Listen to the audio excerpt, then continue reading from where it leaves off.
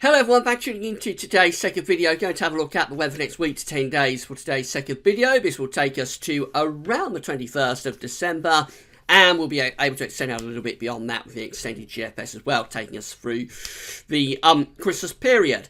So we've got cold air establishing from the east at the moment across eastern parts of the country. It will get cold into the second half of the week. Thursday and Friday are looking really quite cold indeed. Then we get low pressure coming in from off the Atlantic, and that will bring a push of milder air for the weekend. There may be some snow associated with that. I think at the moment it's looking mostly over hills and in the north, but I'm keeping a close eye on it. There may be a snow watch turning up later in the week when this starts to come into the time frame of the high resolution models, and that will most likely be either tomorrow or Thursday, I would have thought. But I think there will probably be a snow watch this week, but don't be expecting all that much snow down in the south and the southeast from this. And then it looks like we're going to go off and running into a westerly phase through next week, and I'll bring you up to date with everything that's going on right now. We'll start off with GFS ensembles. So we're looking at London today. The red line here is the 30-year upper air temperature average for London.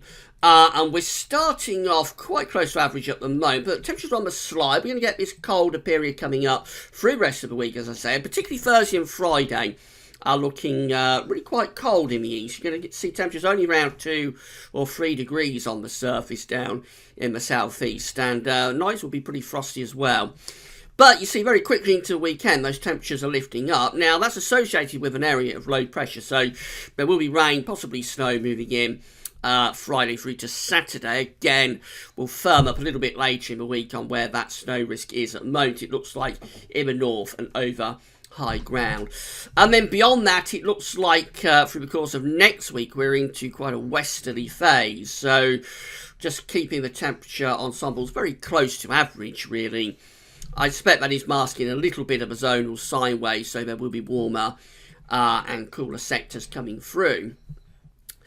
Then let's get through to Christmas, and that's this period just here, right at the very extended range of the ensemble at the moment. Still looks like we keep temperature ensembles quite close to average, again, possibly masking a little bit of a zonal sine wave. As far as precipitation is concerned, plenty of dry weather coming up over the next 2 or 3 days, but at the end of the week and through to next weekend, still on course of this deluge, seemingly. So there's a lot of precipitation spikes appearing there from Saturday and then going through into the rest of the weekend and into next week as well.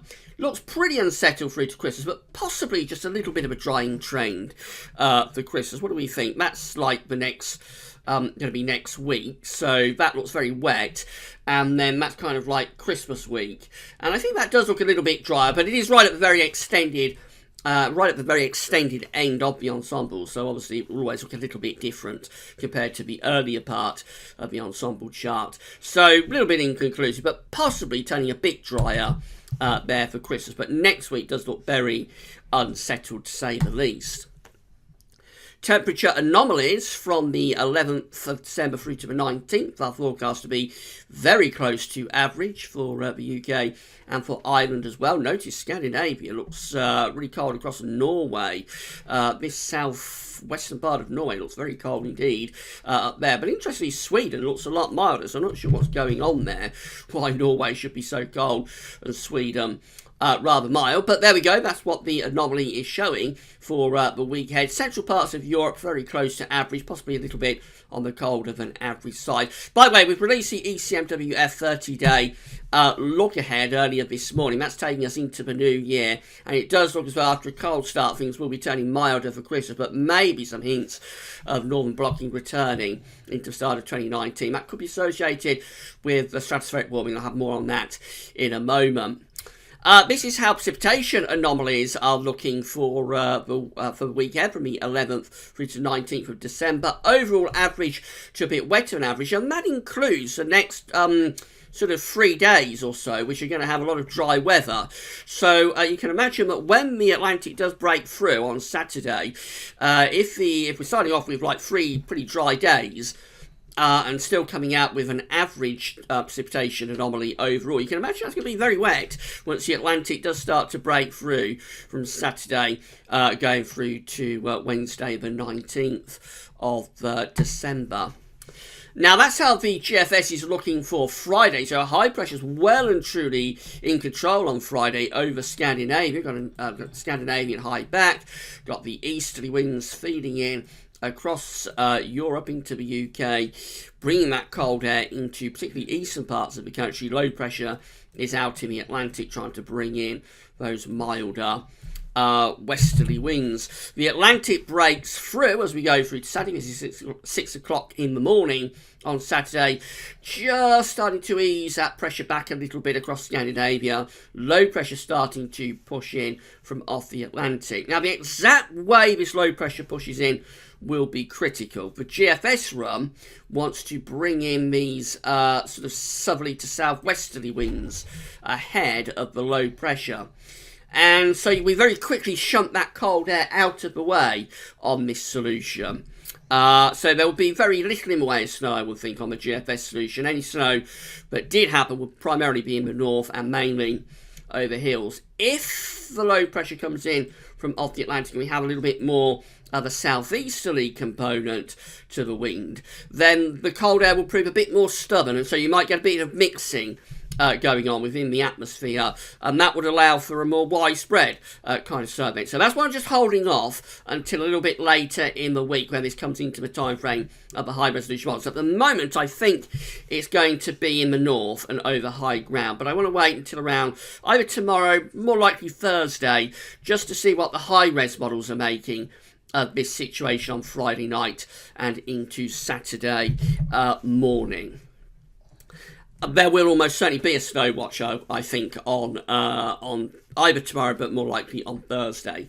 By the time you get through to Sunday, the westerly winds have broken through, so we've gone back into a westerly, and that's bringing gale force winds into northern parts of the country in particular, and there'll be showers or longer spells of rain with that low pressure as well. And then, as we saw on the ensemble, it turns very unsettled through the course of next week, with low pressure crashing in from off the Atlantic, bringing wet and windy conditions through the course of next week. And that low pressure sitting over top of the country as we get through to Thursday, 20th of December, next Thursday. That's how things are looking at day 10, Friday the 21st of December, starting to move that high pressure, that low pressure, I should say, away to the east. Just can get a little bit of a ridge of high pressure building in the Atlantic. It looks quite transient. So very quickly, the next low is moving in a little bit beyond day 10 to Sunday, the 22nd of December. Now, that one looks like it's taking a slightly more southerly track, heading up towards Christmas, of course. This is Sunday, 23rd of December. High pressure is beginning to build over close to Greenland and Iceland, forcing this low pressure southward. So this particular GFS run does produce a little bit of a cold snap, actually, as we get through to Christmas Eve and Christmas Day. Got high pressure out to our west. We turn the wind into the north, possibly bring a few snow showers into northeast Scotland. The main will be a drop in temperature, and it would be at least a seasonably chilly feeling Christmas. That winds are in from the northerly direction, and so you'd expect night frost and just a generally sort of seasonable feel. That's how things look as we get through to Boxing Day, still with that high pressure maintained over the top of the country, at the very least producing quite hard overnight frost. A little bit of a cold snap showing up on that particular GFS run for Christmas itself.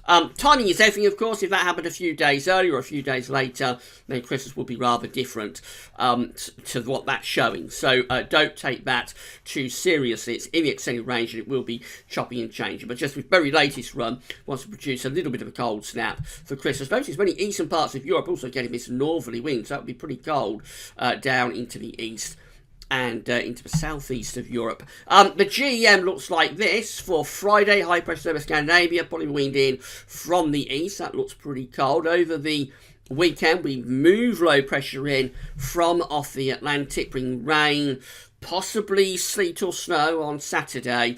It looks like your low pressure struggling a little bit more, really, with the GEM compared to the GFS. That's the situation at midnight on Sunday, and the low pressure is still a little bit stuck out to the west of the country, so maybe a slightly better chance of some mixing there within the atmosphere, maybe a slightly better chance of some snow on Saturday. So again, that's the reason I'm holding off on snow watch till a little bit later in the week. We go through to next week, and low pressure does break through, and we've got low pressure sitting over top of the country, bringing showers or longer spells of rain. That continues into the middle of next week as well.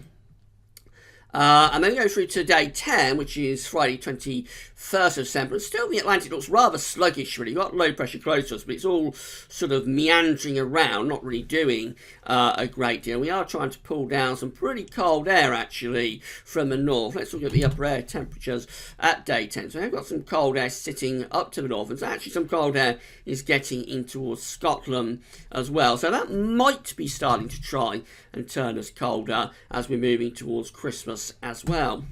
ECMWF looks like that. So Friday we've got the easterly winds bringing that cold air, particularly to eastern parts of the country and southern parts of the country too. That situation at midnight on Saturday, but low pressure attempting to move in from off the Atlantic, attempting to push that cold air out of the way. Again, a little bit of a struggle with the ECM solution here. So this is midnight on Sunday.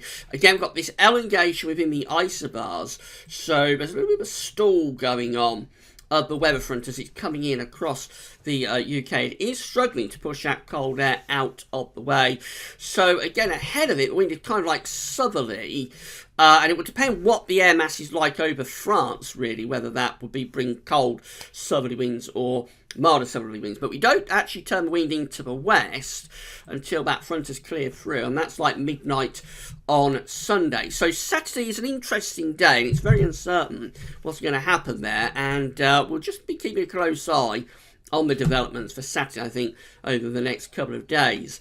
That takes us through to Monday, and then the westerlies have broken through, so we bring milder air in from off the Atlantic, taking us into what could be a very unsettled spell next week, looking quite stormy at times, with deep areas of low pressure sweeping in off the Atlantic. That's day 10, Friday the 21st of December, really tightly packed isobars, so that's a proper gale blowing there on the Friday before Christmas. These are the solutions that are on the table from the ECMWF ensembles in terms of the postage stamps at day 10, which, as I say, is Friday 21st of December. So I'll just very quickly talk you through these. We've got 19, I should say, ensemble members, including the operational run, the run we're just looking at, that are very unsettled at day 10 with this deep area of low pressure out to the northwest and a strong to gale force westerly wind blowing in from off the Atlantic. Then there's another 16 ensemble members, including the control. The control run is run at a slightly lower resolution compared to the operational run, but at a greater resolution compared to all other ensemble members. And these are a colder solution. These have low pressure kind of like to the south of the country, or southeast of the country, and suggesting a rather weak and blocking signal up to the north. And so a lot of those will probably be bringing in quite cold easterly winds. And then finally there's number 16 at day 10 that look like this. So they have low pressure more in the central part of the Atlantic, and then they have a ridge of high pressure through the UK, but also going up towards Scandinavia up here. These ones would be sending a jet stream up to that sort of position, but they probably wouldn't be overly mild. Under high pressure in the middle of December, you're likely going to have pretty cold air. Well, it depends how much of a southwesterly influence is coming into that high pressure. So there are three options on the table for day 10. Might not necessarily be as stormy as the GFS, as the ECMWF, I should say, operational run was just showing. And then these are the options that are on the table with the ECM ensembles for Christmas, for Christmas Day.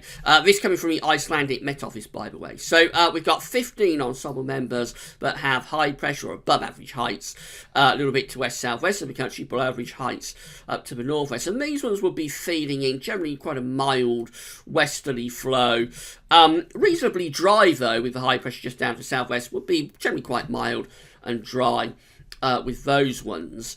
Then there's 14 ensemble members that look like this on Christmas Day. These are very unsettled ensemble members, and the below average heights a little bit to the east of the country, which would leave us pulling down kind of like a west-northwesterly possibly quite cold with those ones, and you could envisage with that sort of scenario that there might be a white Christmas in the north. Actually, that sort of situation could bring snow showers into northern parts of the country.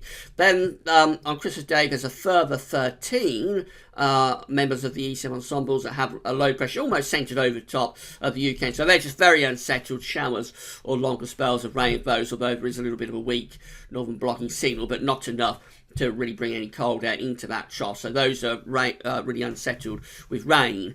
And then finally, we've got 9 ensemble members that have below average heights to the south of the country, and they do also have above average heights up to the northeast, and so those ones could be a little bit colder again. Those ones might be bringing in an easterly wind, those 9 ensemble members that we see just there. So there's a range of options still within the ECMWF ensembles for Christmas Day.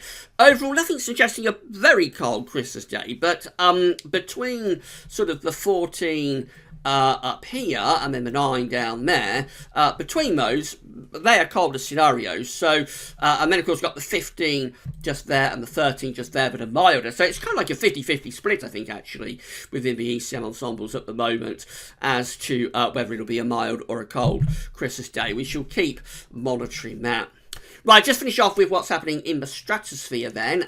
So we're going to have a look at temperature at 30 HPA. The grey line here shows how temperatures should be performing at this point in the year. That's the trend line. The black line is kind of like how temperatures have performed through this season. So at the moment, the temperature at 30 HPA in the stratosphere over the North Pole is very, very close to average. It's about where you would expect it to be. If we go a little bit higher up to 10 HPA, you can see what's going on at 10 HPA, and it's actually cooling down a little bit at the moment. It was a bit above average a few days ago at 10 HPA. It's got a little bit colder than average now. So at the moment, temperatures are cooling at that top level of the atmosphere and stratosphere over the North Pole.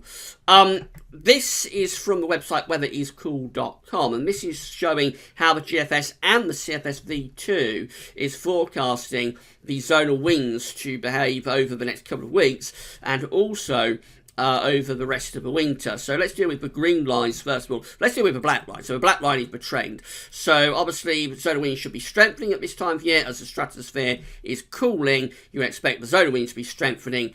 That's primarily the reason that we expect westerly winds in the winter in the UK. Winds from west or southwest is our prevailing wind direction. And one of the reasons, that main reason of that, is that the zonal winds are strengthened over the northern hemisphere as the stratosphere becomes very cold. Now, these green lines are the GFS ensembles. That gets us around 2 weeks in. You'll notice the GFS is forecasting quite a collapse of the strength of the zonal winds, almost going down to zero, almost going for a reversal in the zonal winds. In fact, some of the GFS ensemble members are seeing a reversal of the zonal winds going underneath that all-important number 0 there as we go through towards the end of the month. As I said, we only go around 2 weeks in with the GFS at the moment, which is getting us just around a day after Boxing Day, so around the 27th of December. But there are a few of the ensemble members in the GFS ensembles that are forecasting a reversal of the zonal winds towards the end of the month. More generally, most of these ensemble members are sort of forecasting a very dramatic weakening of the zonal winds towards the end of the month. The other coloured lines, the free pink and the blue line, they're from the CFS V2, and you'll see that either at the very end of December or into the start of January, all 4 of the CFS runs are forecasting a dramatic drop in the strength of the zonal winds, a reversal of the zonal winds going down to between 0 and -20. So all 4 CFS V2 runs today are forecasting a sudden stratospheric warming and a reversal of the zonal winds either at the end of December or in terms of 2 out of 4, or at the beginning of January in terms of the other 2 out of the 4. But it does look as though some very dramatic developments will be taking place in the stratosphere over the next 2 or 3 weeks. The latest forecast from the GFS operational run in terms of those stratospheric temperatures looking like this, starting off on the 19th. I would say, well, we've got these blue and purple colours, that's the cold temperatures at 10 HPA over the top of the North Pole in the stratosphere. Look what happens as we get towards Christmas. We see this big warming taking place on the 23rd of December. That's kind of like going up to the level of a sudden stratospheric warming over Siberia when you see those bright red colours appearing. And then penetrating into the North Pole, not at the same temperature level. This will certainly be doing a lot of damage to the cold stratosphere over North Pole and to the polar vortex. Whether it would be enough to produce a reversal of the solar winds may not be on that solution. The intensity of that warming pushing from Siberia into the North Pole may not be quite enough to reverse the solar winds. We would have to wait and see as we got closer to it. What we're really looking for is to completely obliterate these blue and purple colours, kind of like pull them apart and replace them with greens and yellows. So yes, a big warming of the sudden stratospheric warming over Siberia being forecast there. A big warming for the Arctic stratosphere. Whether it's enough to produce a reversal of the solar winds, we will have to wait until nearer the time. And as I say, you do want to see these blue and purple colours basically being pulled apart and obliterated. It looks like the ECMWF is forecasting a big warming of the stratosphere at 10 HPA though. This is the ProMet forecast of Michael Ventures. Always worth following Michael Ventures on Twitter. Michael this morning tweeted about developments over the North Pole at 10 HPA in terms of what the ECMWF is forecasting. So this is the 10 millibar temperature anomaly, 10 HPA temperature anomaly for 360 hours, which is going to be around Christmas. It's around midnight, Christmas Day to Boxing Day. And you can see that this big warming is being forecast now by the ECM as well over Siberia. That's the North Pole, of course, around there. So it is kind of like penetrating into the North Pole. But the warming is primarily focused over Siberia over Christmas. And again, we've got the GFS and the ECM now seemingly going for some sort of major sudden stratospheric warming to be starting over Siberia sometime around Christmas. And again, we're going to wait until we get closer towards the time frame of Christmas to see what impacts this will have on the stratosphere, whether it will cause the stratosphere over North Pole, whether it will cause a reversal of the solar winds. Finally, I'll just leave you with this: the UK Met Office seasonal model has updated this morning. And you remember last month, big shock when when November's mean sea level pressure anomaly from the UK Met seasonal model, GLOW-C5 model, updated because it was showing extensive northern blocking for the winter, suggesting a chance of a really cold winter, and it still kept to that for its December update. So this is the mean sea level pressure anomaly from the UK Met seasonal model for January, February, March, because we can't now cover the full winter period because we're already in December, but that's for kind of like January through to March. Look at all those red colours there around Greenland and Iceland. That's a very strong northern blocking signal. We have the trough of low pressure underneath it. So there's an area of low pressure sitting close to the UK and across, change the colour, and across northern and central parts of Europe. And so in between blocking to the north and the low pressure southeast, you would expect to be pulling in these cold easterly winds, and that is an extensive blocking signal for January, February, March from this month's update of the UK Met seasonal model. Temperature anomalies are being forecast. They never look very cold, these seasonal models, but they are forecasting, particularly for northern parts of the country, chance of a colder than average winter. However, with such an extensive northern blocking signal, if that did come off, you would expect this temperature anomaly to be a lot colder than that is showing. And precipitation-wise, we can see where the blocking is likely to be sitting, because it's drier than average around Iceland. So that's telling us that we're going to have high pressure up there, and then it's wetter than average down to the south of the country.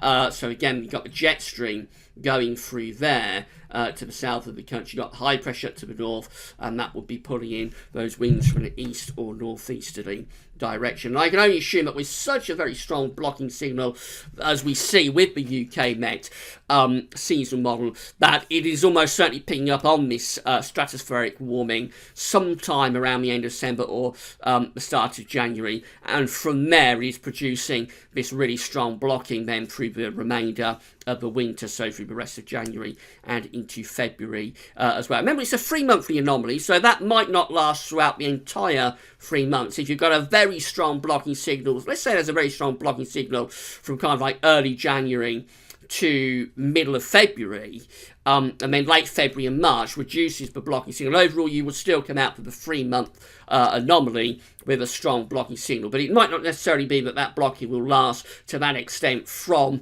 like the 1st of January to the last day of March. It probably won't be that extreme, but it's a pretty strong signal, and you would certainly expect some significant cold weather at some point through January or February based on that mean sea level pressure anomaly. I think it's very interesting that the UKMO has stuck to its guns with this after last month's flip to blocking. Right, so that's the update done and dusted for you for today. Don't forget to check out the ECMWF 30-day look ahead. Tomorrow we have a 5-day forecast. We'll have your regular week to 10-day video update as well. We've got a Christmas update coming up again tomorrow as well. Maybe snow watch, but I would think that's more likely to be on Thursday, as Friday night and Saturday's weather will then be firmly into the time frame of a more high resolution model. So snow watch, I would have thought, most likely on Thursday. Right, that's all for now, and thanks for watching.